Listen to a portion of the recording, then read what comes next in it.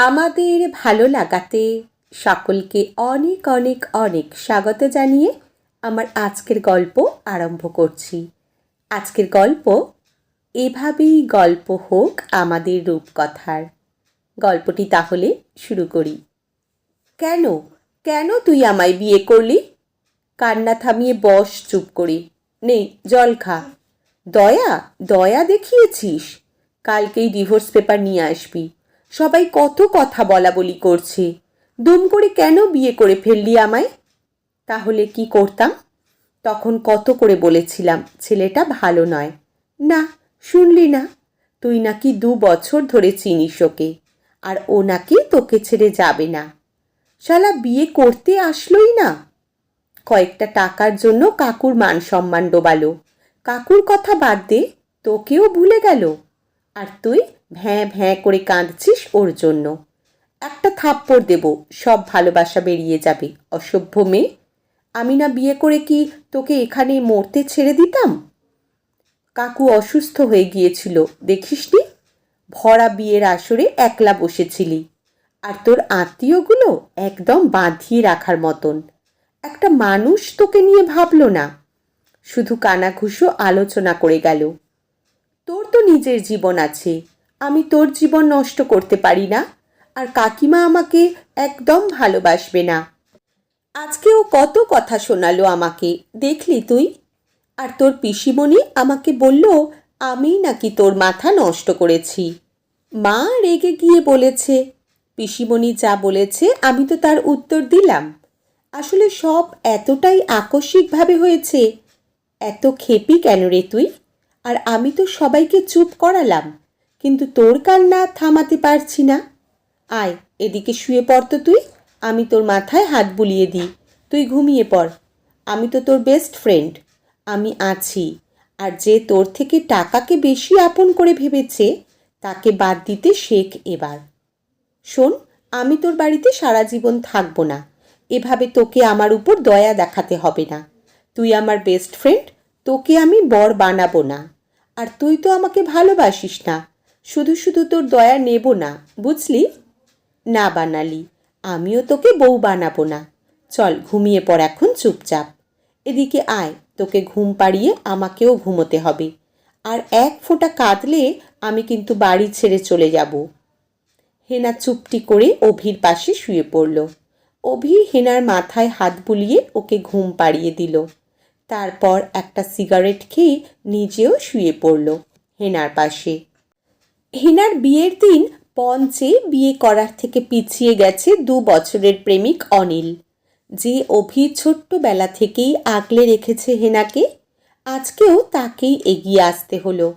নিখাত বন্ধুত্বের সম্পর্ক বাঁক নিল অন্য পথে। যে অভি সবচেয়ে বেশি আনন্দে ছিল তার প্রিয় বান্ধবীর বিয়ের জন্যে, তাকেই যে বর হয়ে পাশের পিঁড়িতে বসতে হবে, এটা অভি কোনো দিন কল্পনাও করেনি। অনিলকে অভি পছন্দ করতো না বটে, তবে হেনার খুশির জন্য অভি সবটা মেনে নিয়েছিল। আর তো কোনো উপায় ছিল না। তারপর দিনের পর দিন এগিয়ে চলল আপন ছন্দে। হেনাও ভুলে গেল যে তাদের ডিভোর্স হওয়ার কথা হয়েই গিয়েছিল প্রথম রাতেই। এ বাড়িতেই প্রিয় বন্ধুর সাথে বেশ লাগছিল হেনার। অভির মা এখন হেনার মা। অভির ভালো মন্দ সব কিছুতেই হেনা। সপ্তাহান্তে ভালো মুভি, রাত জেগে গল্প, তুমুল ঝগড়া খুনসুটি, এসব নিয়ে হেনা আর অভি দুজনেই মেতেছিল। দেখতে দেখতে একটা বছর গড়িয়ে গেল। এই হেনা, কাল তো আমাদের বিয়ের 1 বছর পূর্ণ হবে, মনে আছে? আর শোন, কালকে একজন লয়ার আসবেন বিকেলে, বুঝলি? তৈরি থাকিস। এক মুহূর্তে কেউ যেন হেনার পায়ের তলার মাটি এক টানে সরিয়ে নিল। তবু অভিকে কিছুই বলতে পারল না হেনা।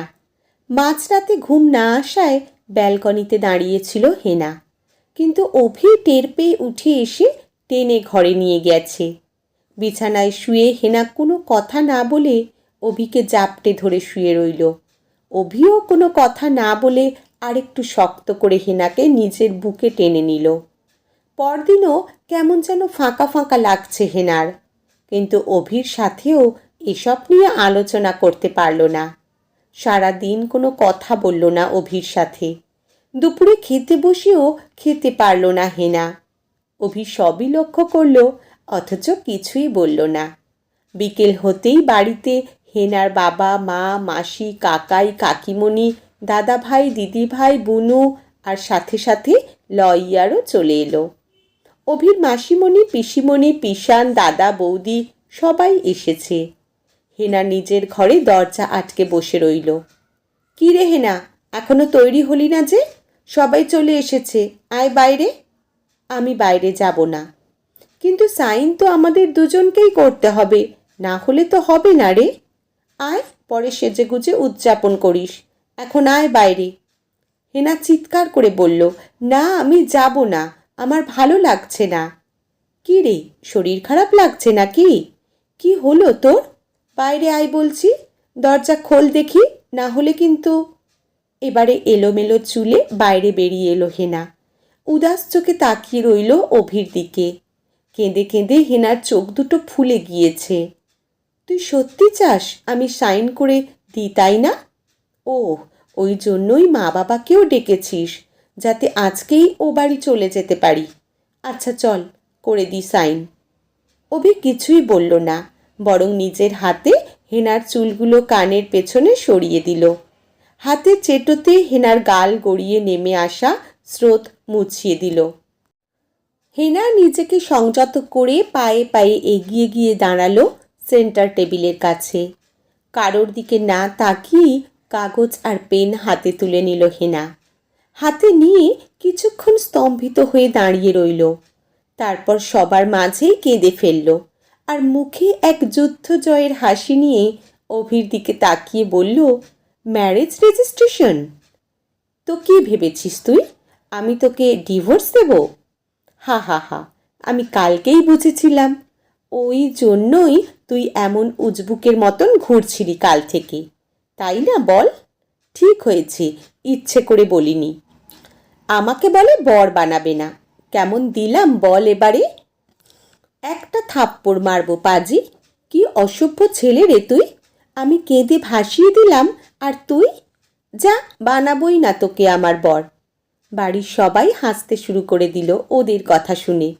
হেনা ছুটে গিয়ে অভিকে সবার সামনেই জড়িয়ে ধরল।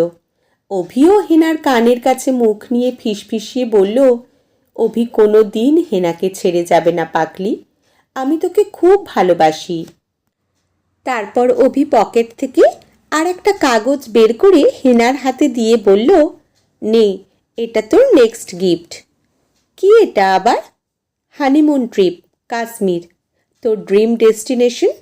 কাল সকালে ফ্লাইট, আজ রাতটুকু সময় আছে তোর কাছে। যা যা গোছানোর গুছিয়ে নে, বাকি সব আমি ম্যানেজ করে নিয়েছি। হেনা আনন্দে আত্মহারা হয়ে ছুটে চলে গেল নিজের ঘরের দিকে, নিজেদের নতুন জীবনের জার্নি শুরু করার উদ্দেশ্যে। অভিও ছুটল হেনার পেছন পেছন। হেনার বাবা আর শ্বশুরমশাই একসাথে বলে উঠলেন, এভাবেই প্রতিটা হেনার জীবন আলো করে আসুক এক একটা অভি, আর আমরাও আনন্দে হেঁটে যাই সামনের দিকে।